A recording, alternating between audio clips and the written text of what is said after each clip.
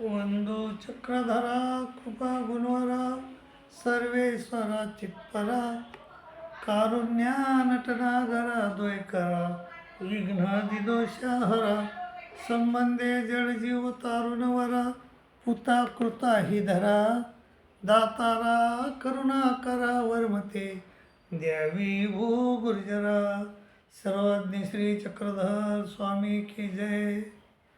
माय बाबो, मायाच्या माळाला आद्यमळ म्हणतात, मायेच्या पिंडस्थेला संलग्न असे म्हणतात, मायाच्या ब्रह्मंडस्थेला चिजड असे म्हणतात. आणि मायाच्या माळाला, पिंडस्थेला आणि ब्रह्मंडस्थेला एकच नाव आहे, त्याला म्हणतात विदेह. ते तिघायला बी एकच नाव आहे, विदेह. जसं प्रत्येक खालील देवतेच्या मळाला, पिंडस्थेला आणि ब्रह्मांडस्थेला एकच नाव आहे, ते म्हणजे मळाचंच नाव ब्रह्मांडस्थेला आहे, मळाचंच नाव पिंडस्थेला आहे. मळाला, पिंडस्थेला, ब्रह्मांडस्थेला एकच नाव. जसं विश्वरूप आहे, विश्वदेवतेच्या मळाचं नाव आहे काय, विश्वदेवतेच्या मळाचं नाव देह आहे, पिंडस्थेचं नाव देह आहे आणि ब्रह्मांडस्थेचं नाव बी देहच आहे. आणि त्याप्रमाणे मायेच्या मळाचं नाव जरी आद्यमळ असलं, पिंडस्थेचं नाव संलग्न असलं, ब्रह्मांडस्थेचं नाव चिजड असलं, तरी त्या तिघायला एकच नाव आहे, ते म्हणजे विदेह. तर मग आणि मायाच्या विद्येचं नाव आहे शुद्ध चैतन्य विद्या. तर असे आणि आता हे जी विद्या आहे, ह्या विद्याचा संचार कोण करत आहे?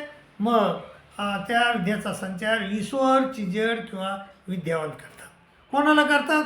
तो माणूस म्हणजे तो माणूस कोरा माणूस असतो, तो कोरा माणूस कर्मवित असावा, त्याने लेप जोडलेला असावा, तो 12 वर्षाचा असावा आणि तो देहाने युक्त असावा. आणि संचार हा दृष्टीद्वारे होतो. तर संचार झाल्यावर काय होतं आहे? तर संचार झाल्यावर साधारणतः कोण्या बी देवतेची विद्या झाली तर आपल्याला त्या देवतेचा मळ आणि पिंडस्थ प्रकाशते आणि आपल्याला आपला देह आणि देहावर असलेले मळ प्रकाशतात. आणि मग आपण ती पिंडस्थला प्रकाशल्यामुळे त्या पिंडस्थेचा आपण वेध घेतो, उपासना करतो आयुष्यभर. आणि मृत्यूनंतर मात्र त्या ब्रह्मांडस्थेची प्राप्ती होते, असं होतं आहे. पण मायाच्या विद्येचं थोडं अलग आहे. मायाच्या विद्यामध्ये माया तो कर्म हे तर बरोबर आहे, परंतु मायाची विद्या झाल्यानंतर जवळजवळ सर्वच देवतेच्या विद्या झाल्यावर मळ आणि पिंडस्थ प्रकाशतात. परंतु मायाची विद्या झाल्यावर देखील मळ आणि पिंडस्थ प्रकाशतात. म्हणजे कोणचा मळ प्रकाशतो? आद्यमळ प्रकाशतो आणि पिंडस्थ संलग्न प्रकाशते. आणि मळ आणि पिंडस्थ प्रकाशल्यानंतर मग तो त्या संलग्नाचा वेध घेतो आणि त्याला चिजड मायाची प्राप्ती होते. हे बरोबर आहे, परंतु ह्या विद्येचं थोडं वैशिष्ट्य वेगळं आहे. ह्या विद्येमध्ये जीवामध्ये 6 बदल होतात आणि संलग्नामध्ये 4 बदल होतात.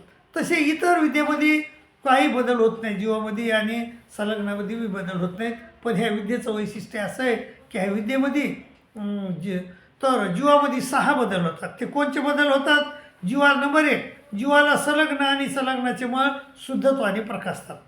जीवाला स्वतःचा देह आणि देहावर असलेले मळ प्रकाशतात. आणि जीवाला आद्यमळ प्रकाशतो, 3 झाले.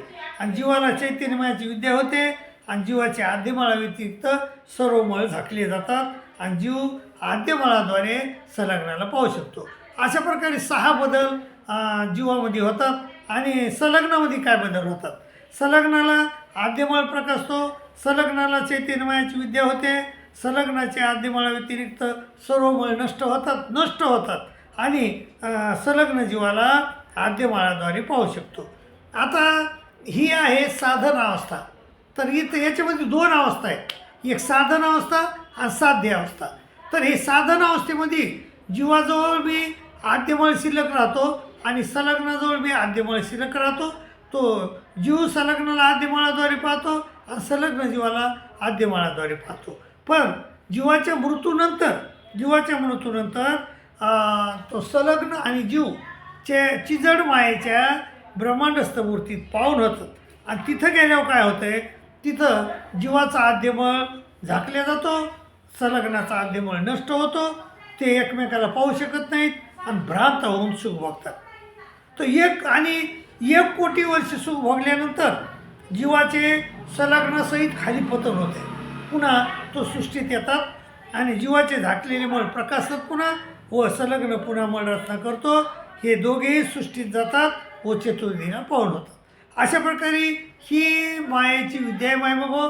तर ह्या विद्येचं सगळं वर्णन मी ह्या ब्रह्मविद्याचे गमक ह्या पुस्तकात दिलेलं आहे. ब्रह्मविद्या गमक हे सर्वांगी म्हणजे उपयुक्त ठरणारं पुस्तक आहे मायबाबा. आणि याची किंमत फक्त 50 रुपये आहे. परंतु आपण त्याच्याकडे दुर्लक्ष करतो. जर कोणाला वाटत असेल की आपल्याला नवप्रकरण जशाला तसे कळावं तर त्या माणसाजवळ हे पुस्तक असणं गरजेचं आहे. तर मायबाबा हे पुस्तक घ्या आणि आपला जशाला तसा अभ्यास करा अशी तुम्हाला विनंती करतो आणि तुमची रजा घेतो. दंडोत प्रणाम, दंडोत प्रणाम, दंडोत.